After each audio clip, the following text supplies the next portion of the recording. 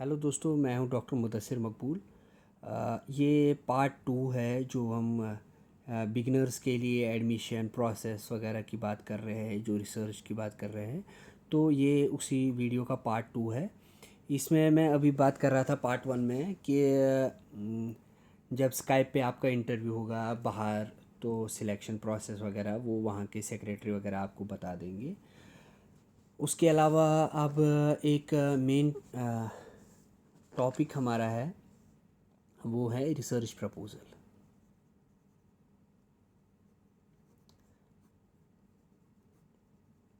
कि हम research proposal कैसे बनाएं। रिसर्च प्रपोज़ल के ख़ास रिसर्च प्रपोज़ल फर्स्टली आप हमेशा ये कोशिश करें कि रिसर्च प्रपोज़ल आपको पॉसिबल चीज़ का बनाना है। जैसे अगर आप किसी टीचर के यहाँ जा रहे हैं, तो वो किसी पर्टिकुलर टॉपिक पे काम कर रहे हैं, तो उनकी लैब में वही फैसिलिटीज़ अवेलेबल है, तो उनको देख के आपको हमेशा रिसर्च प्रपोज़ल बनाना चाहिए। अगर आप बिल्कुल उनके जो फील्ड है उसके अगेंस्ट आप रिसर्च प्रपोज़ल बना रहे हैं, ऐसा नहीं कि आपका रिसर्च प्रपोज़ल गलत है, मगर वो रिसर्च प्रपोज़ल आपका वहाँ फुलफ़िल नहीं हो पाएगा, आप वो कंप्लीट नहीं कर पाएंगे उस लैब के अंदर। तो ऐसा रिसर्च प्रपोज़ल बिल्कुल आप ना सोचें। तो रिसर्च प्रपोज़ल के ख़ास कुछ बातें हैं। तो रिसर्च प्रपोज़ल में एक पार्ट है ऑब्जेक्टिव्स। ऑब्जेक्टिव्स बिल्कुल आप क्या करना चाह रहे हैं, आपका एम क्या है रिसर्च का, तो आप उस ऑब्जेक्टिव्स में बात करें बिल्कुल point by point. For example, अगर आप कोई ड्रग बनाना चाह रहे हैं, किसी बीमारी का अगेंस्ट ड्रग डेवलप करना चाह रहे हैं, फॉर एग्जांपल कैंसर, तो आप रिसर्च पॉइंट्स जो ऑब्जेक्टिव्स में है, ऑब्जेक्टिव्स आप बिल्कुल ऐसे करें कि जो रिसर्च प्रपोजल आप बना लिए हैं। पहले तो टाइटल, आप टाइटल सोचें कि क्या टाइटल हो रिसर्च प्रपोज़ल का, और टाइटल के बाद अगर आप चाहें तो कीवर्ड्स बना सकते हैं। कीवर्ड्स लिख सकते हैं, दो चार keywords. For example organic synthesis की अगर हम बात करें, तो आप मोटा मोटा कीवर्ड होना चाहिए। ऑर्गेनिक सिंथेसिस, ऑर्गेनिक सिंथेसिस, अगर ऑर्गेनिक सिंथेसिस की बात करें, मेडिसिनल केमिस्ट्री, मतलब कीवर्ड ऐसा होना चाहिए कि ज़्यादा प्रिसाइज ना हो। कीवर्ड ऐसा हो कि ब्रॉड सेंस हो, सो दैट कि जो आपका रिसर्च प्रपोजल पहले ही हाथ में ले, तो इन वन गो उनको मोटा मोटा समझ आना चाहिए कि ये क्या किसके बारे में बात कर रहा है। तो फिर ऑब्जेक्टिव्स की बात है, टाइटल पहला हुआ, कीवर्ड्स हुए, ऑब्जेक्टिव्स बात हुए। तो ऑब्जेक्टिव्स आप बिल्कुल एक एक पैरा का एक एक ऑब्जेक्टिव ना लिखें। मेरी आपसे रिक्वेस्ट है कि बिल्कुल प्रिसाइज जो बुलेट पॉइंट्स है, बुलेट पॉइंट्स में लिखें कि for example we want to synthesise this, synthesis of this drug, synthesis of let's say water soluble, या वाटर सॉल्युबल ना हो, बिल्कुल वाटर सॉल्युबल भी ना होना चाहिए। Synthesis of safe drug for this process, कोई ये जनरलाइज। तो दूसरा, ये पहला ऑब्जेक्टिव हुआ। आप तो दूसरा ऑब्जेक्टिव का क्या हुआ आपका, फॉर एग्ज़ाम्पल डिज़ाइन आप कुछ करेंगे। डिज़ाइन, कंप्यूटर बेस्ड डिज़ाइन की अगर बात करें, तो ये ऐसे हो गया एक और पॉइंट। तीसरा पॉइंट फॉर एग्ज़ाम्पल आपका ये है कि आपको किसी एंजाइम को इनहिबिशन करना है, तो for example enzyme inhibition, enzyme का नाम लिख के इनहिबिटर्स ऑफ दिस, उसके इनहिबिटर आपको डिज़ाइन करने हैं, फिर सिंथेसाइज करने हैं। तो ये आप बिल्कुल बुलेट पॉइंट्स में 4-5 बुलेट पॉइंट्स लिखें।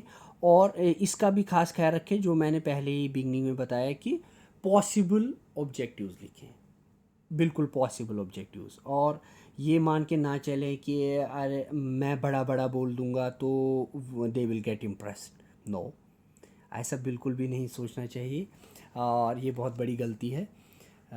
एक स्टूडेंट को ऐसा नहीं सोचना चाहिए। जो वहाँ एक्सपर्ट्स की कमेटी बैठी होती है और वो सच में एक्सपर्ट होते हैं और वो रिसर्च प्रपोज़ल आपका पकड़ के हाथ में लेके ही समझ जाएंगे कि ये ज़्यादा इसने बोला है तो फेंक रहा है, तो ऐसा भी नहीं होना चाहिए। बिल्कुल पॉसिबल रिसर्च होना चाहिए। ठीक है, तो ये ऑब्जेक्टिव्स हो गए। फिर ऑब्जेक्टिव्स के बाद आप इंट्रोडक्शन लिखेंगे रिसर्च प्रपोज़ल के बारे में कि ये क्या है। अगर फॉर एग्ज़ाम्पल मैंने आपको बात करी अभी फॉर एग्ज़ाम्पल कैंसर डिजीज़ की या मलेरिया की या कोविड कोविड 19 आज रीसेंट टॉपिक है, तो कोविड 19, तो बिल्कुल आप इसमें इंट्रोडक्शन में आप ऐसा इंट्रोडक्शन लिखें। ये डिस्क्रिप्टिव लिख सकते हैं आप, बड़ा एक पैरा का लिख सकते हैं, इसमें बुलेट्स में लिखने की ज़रूरत नहीं है। तो इंट्रोडक्शन में आप ऐसा इंट्रोडक्शन दें कि अगर सामने वाले को उस चीज़ के बारे में नॉलेज ना हो तो आप वैसा बता रहे हैं उसको, यानी आप ज़ीरो से बता रहे हैं। आप बिल्कुल बिगनिंग से बता रहे हैं कि cancer is this is a proliferation uncontrolled proliferation disease, ऐसा ऐसा ऐसे। तो मलेरिया ऐसे डिजीज़ है, तो ये ऐसे, या कोरोना वायरस या ऐसे जो बीमारी है कोविड 19, तो ये ऐसी है। ठीक है, और ये पहले आप बिल्कुल ज़ीरो से इंट्रोडक्शन दे दें। फिर इसके बारे में पहले डिज़ीज़ के बारे में बोल दिया, ये यहाँ मैं एग्ज़ाम्पल दे रहा हूँ। तो उसके बाद आप उसके बाद कि क्या स्टेटस है, प्रेजेंट स्टेटस क्या है, ग्लोबल स्टेटस ग्लोबल, यानी कितने लोग इस बीमारी से जूझ रहे हैं, कितने लोगों को हुई है, उसके कारण कितने डेथ्स हुए हैं। तो ये आप ग्लोबल स्टेटस, और दूसरी बात इसके साथ ग्लोबल स्टेटस के जस्ट बाद आप एक सेंटेंस ये भी देखें, और this should be with references, क्योंकि जो मैं रिसर्च प्रपोजल की बात कर रहा हूँ, तो रिसर्च प्रपोजल में स्टूडेंट बिल्कुल मास्टर्स करके आया होता है तो उनको पता नहीं होता है कि रेफरेंसेस कितना इम्पॉर्टेंट है, रेफरेंसेस कितनी ज़रूरी है। रेफरेंसेस के मैं एक मिसाल ऐसी दे दूँगा कि आपका जो घर है, ये आपको पता है कि ये मेरा घर है। ऐसा अगर आपको कैसा फ़ील होगा कि अगर दूसरा आदमी आपको उठा के कहेगा कि भाई खाली कर दो, ये घर मेरा है, तो आप उसको क्या कहोगे? भाई नहीं, ये घर मेरा है, ये देखो मेरे पास पेपर्स है इस घर के, ये घर मेरे नाम से है। तो बिल्कुल वैसा ही है, उससे भी ख़तरनाक है। तो बिल्कुल आप किसी दूसरे का रेफरेंस किसी दूसरे के साथ ना टेपें, ये मेरी आपसे रिक्वेस्ट है। क्योंकि मैं जानता हूँ कि एमएससी करके बिल्कुल स्टूडेंट को नॉलेज नहीं होता है कि रेफरेंस क्या चीज़ है, और वो कभी कभार स्किप भी करता है रेफरेंसेस, सोचता है कि चलो रेफरेंसेस ना डालें। क्योंकि आप रिसर्च में अब इंट्रोड्यूस हो रहे हैं तो यहाँ हर चीज़ का एक प्रूफ है। रिसर्च की डेफिनेशन ही है, this is a journey from known to unknown. So this is journey from known means जो ऑलरेडी लोगों ने देख चुके हैं, तो उनको जो वो क्रेडिट है उनको वो मिलना बहुत ज़रूरी है। इसलिए आप जो भी देखें ये रिसर्च प्रपोजल में, it's not like that of an assignment what you did, what you have written in your masters or your bachelors. It is absolutely different from that. यहाँ हर चीज़ का, अगर आप कैंसर का स्टेटस लिख रहे हैं फॉर एग्जांपल, यहाँ पे ग्लोबल स्टेटस यह है, तो इसका यहाँ पे आपको एक साइटेशन डालना बहुत ज़रूरी है कि ये कहाँ से आपने देखा। ठीक है, और जो यहाँ पे हम डाल रहे हैं टेक्स्ट में, इसको हम साइटेशन बोलते हैं। और रिसर्च प्रपोजल के एंड में आपको कुछ रेफरेंसेस भी जो आपने साइट किए हुए होंगे ऊपर में, वो आपको नीचे रेफरेंसेस भी देने होंगे। ठीक है, तो ये आप स्टेटस लिख रहे हैं। और दूसरी बात, उसके बाद ये ग्लोबल स्टेटस लिख दिया, उसके बाद आपको वहाँ का रीजनल स्टेटस भी लिखना ज़रूरी है। स्टेटस और रीजनल, ये हम बात कर रहे हैं इंट्रोडक्शन में। फॉर एग्जांपल आप अप्लाई करना चाह रहे हैं अमेरिका में, तो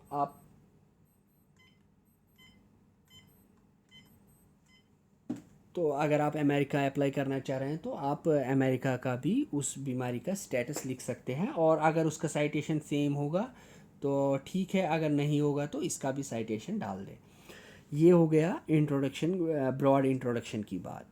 तो उसके बाद आप एक पैरा ये हो गया इंट्रोडक्शन में, और दूसरा पैरा आप यहाँ से स्टार्ट करें कि मार्केट में अवेलेबल ड्रग्स क्या है। मार्केट में अवेलेबल ड्रग्स सेम इसी तरीके से अगर आप दूसरे टॉपिक की, यहाँ मैं इसको ये ना कर लूँ, बिल्कुल पर्टिकुलराइज ना कर दूँ कि केमिस्ट्री या मेडिसिनल केमिस्ट्री पे, क्योंकि मैं इस फील्ड से जुड़ा हूँ। अदरवाइज़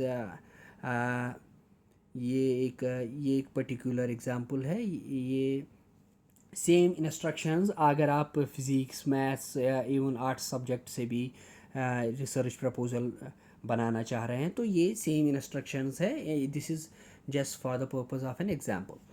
तो आप यहाँ पे एक मार्केट अवेलेबल ड्रग्स लिख दिए, क्या क्या है, ये मैं एग्जांपल आपको दे रहा हूँ कि उसके बाद इनका फेलियर लिख देंगे कि यहाँ ये इनकी नीड क्या है, क्यों ऐसा है।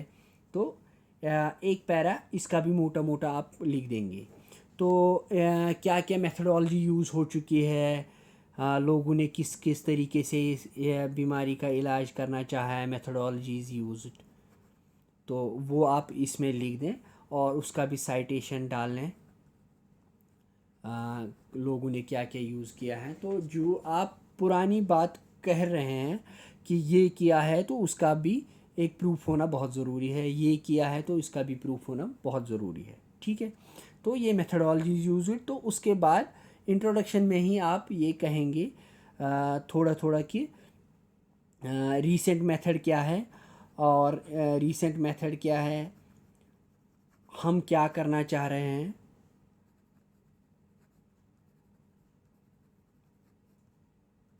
और इसका सक्सेस रेट, पॉसिबिलिटी क्या है कि, सॉरी,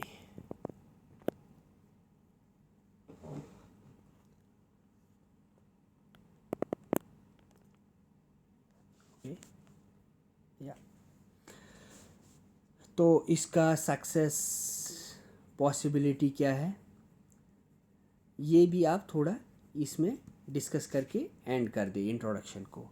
ये ज़्यादा बड़ा भी नहीं होना चाहिए। I think it should be, her universities के अपने अपने रूल्स होते हैं, उनका वहीं से होता है, किसी का कि 200 2000 वर्ड्स का ये होना चाहिए, कुछ यूनिवर्सिटीज़ का होता है 1000 वर्ड्स का होना चाहिए।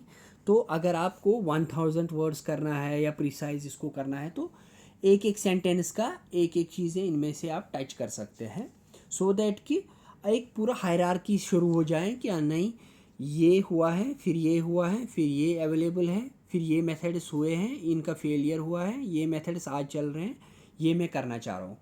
अगर आपको ये विद इन 1 पैरा लिखना है तो आप एक एक सेंटेंस से ये पूरा सिस्टम में रखेंगे। अगर आपको ये एक पेज में लिखना है तो एक एक छोटा छोटा पैराग्राफ आप बना के इसको एक ये कर सकते हैं। ठीक है, तो ये हुआ। उसके बाद मेथडोलॉजी आप इसके बाद लिखेंगे, what you are going to adopt.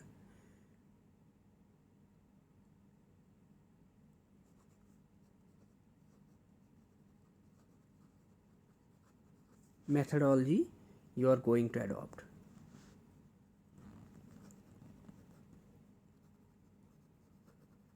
तो आप इसमें ये बताएंगे मोटा मोटा कि हम किस तरीके से काम करना चाह रहे हैं।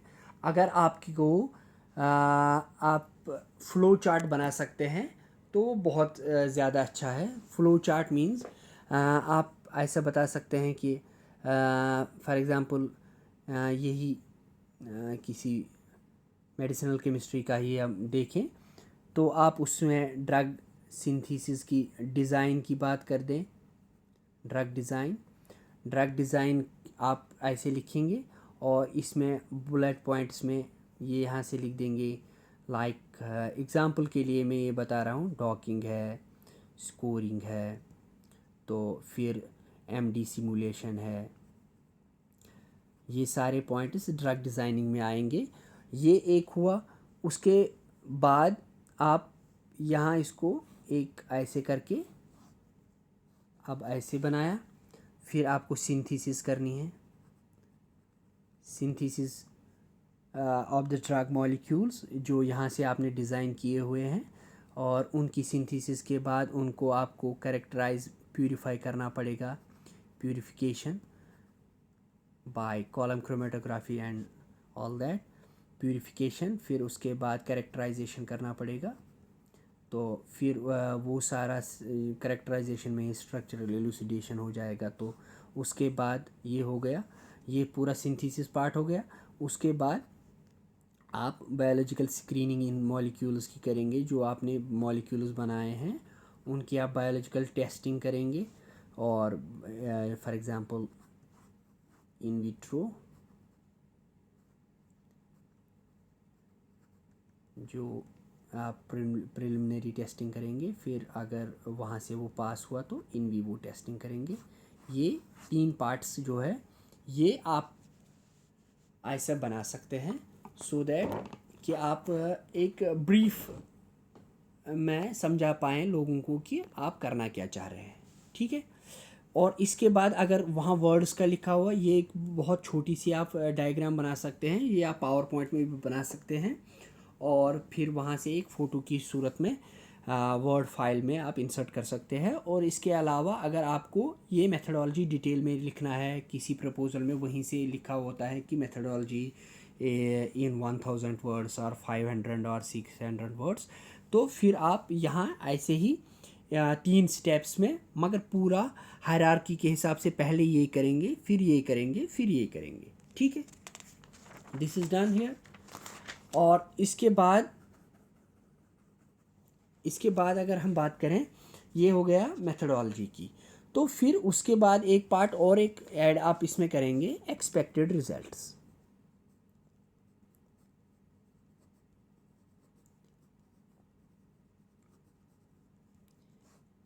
कि आपकी हाइपोथेसिस क्या है। आपकी हाइपोथेसिस ये है कि हम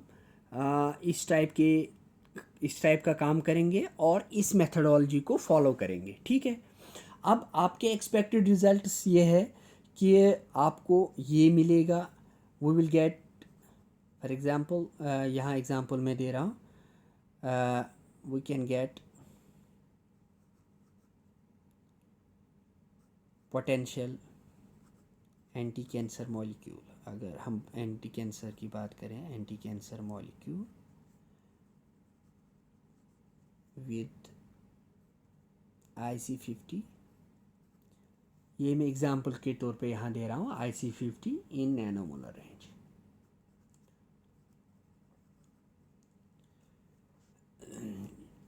या किसी ड्रग, किसी इनहिबिटर, एंजाइम इनहिबिटर बना रहे हैं, तो इस एंजाइम इनहिबिटर की IC50 इस रेंज में होगी। तो ये हम एक्सपेक्टेड रिजल्ट्स, ये हम एक छोटा पैराग्राफ भी बना सकते हैं, और या ये एक्सपेक्टेड रिजल्ट्स हम बुलेट पॉइंट्स में भी लिख सकते हैं। ठीक है, ये हुआ एक्सपेक्टेड पॉइंट्स। इसकी बात, अब इसके साथ साथ में हम एक डायग्राम भी बना सकते हैं, या एक चार्ट भी बना सकते हैं, जो हम काम का चार्ट है। फॉर एग्ज़ाम्पल अगर हमारा PhD हम चाहते हैं कि ऐसे हो, फर्स्ट ईयर में हम रिसर्च ये करेंगे, research literature review. Second year में और फर्स्ट ईयर में दूसरा काम यहाँ जोड़ लेंगे। फर्स्ट ईयर में हम सिंथेसिस कर लेंगे कुछ मॉलिक्यूल्स की, कुछ मॉलिक्यूल्स की, और साथ साथ में हम ड्रग डिज़ाइनिंग के जो सॉफ्टवेयर हैं वो सीख लेंगे, ड्रग डिज़ाइनिंग सॉफ्टवेयर्स को सीख लेंगे। तो ये हम एक फर्स्ट ईयर का बना सकते हैं। तो सेकंड ईयर का हम यहाँ पे लिख सकते हैं कि हम एक रिव्यू आर्टिकल लिखेंगे, क्योंकि हमने लिटरेचर रिव्यू किया ही है, एक रिव्यू आर्टिकल हम लिख सकते हैं। ये सेकंड ईयर का हुआ। उसके बाद हम सिंथेसिस जो कंटिन्यू हम है वो सिंथेसिस मॉलिक्यूल्स की कर सकते हैं। और जो हमने फर्स्ट ईयर में डिज़ाइनिंग के सॉफ्टवेयर सीखे हैं उनका यूज़ कर सकते हैं, और हम designing of the molecules second year में कर सकते हैं। ऐसे ही सेम वे थर्ड ईयर में हम क्या करेंगे, हम जो सिंथेसिस किए हुए मॉलिक्यूल्स हैं उनकी बायोलॉजिकल स्क्रीनिंग के लिए करेंगे, biological screening of the synthesised molecules, और इनकी कैरेक्टराइजेशन साथ साथ में करेंगे जो भी मॉलिक्यूल्स के बनाए हुए हैं, और सिंथेसिस कंटिन्यूस रखेंगे। ये मैं एग्जांपल दे रहा हूँ, this is just to make you understand कि हम फ्लो चार्ट कैसे बना सकते हैं, वर्क डिस्ट्रीब्यूशन का एक चार्ट कैसे बनाएंगे। तो फोर्थ ईयर की बात अगर होगी, फोर्थ ईयर में आप पेपर्स जो रिसर्च आर्टिकल है वो आप प्रिपेयर करेंगे। रिसर्च आर्टिकल आप अपने काम को समराइज़ कर देंगे, और उसके साथ साथ में you will start writing your thesis writing. तो ये एक प्रोफेशनल तरीका है लिखने का, थीसिस राइटिंग। और अगर फोर्थ ईयर में आपका कंप्लीट हुआ वेल एंड गुड, अगर ना हुआ तो फिफ्थ ईयर ज़रूरत भी नहीं है आप वो ऐड करें या नहीं करें। अगर करना भी चाहें तो उसमें आप ईयर 5 फिफ्थ ईयर में आप यहाँ लिख देंगे thesis submission, research article publication,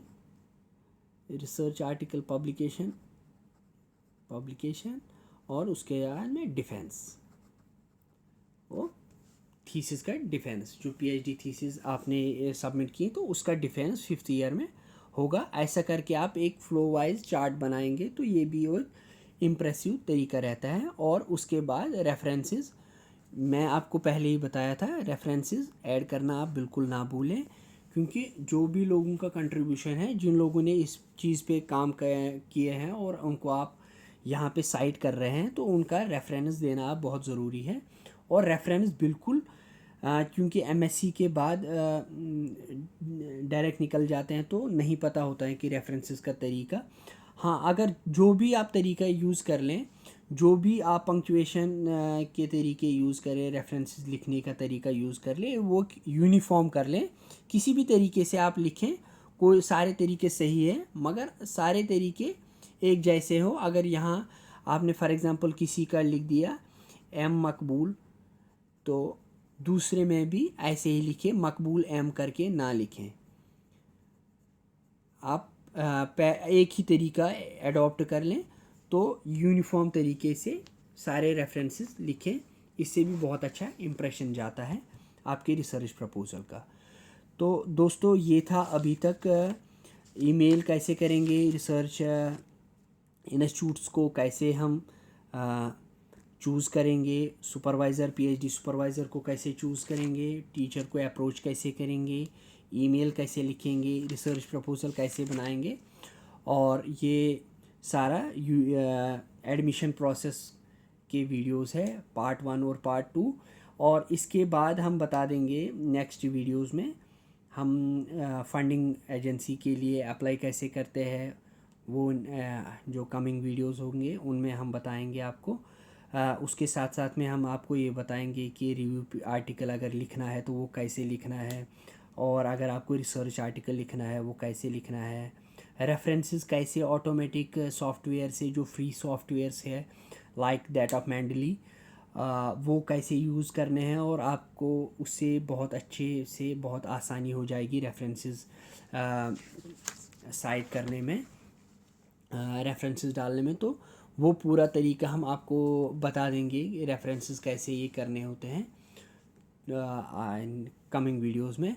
तो अभी तक बहुत पेशेंटली सुनने के लिए बहुत बहुत थैंक यू सो मच।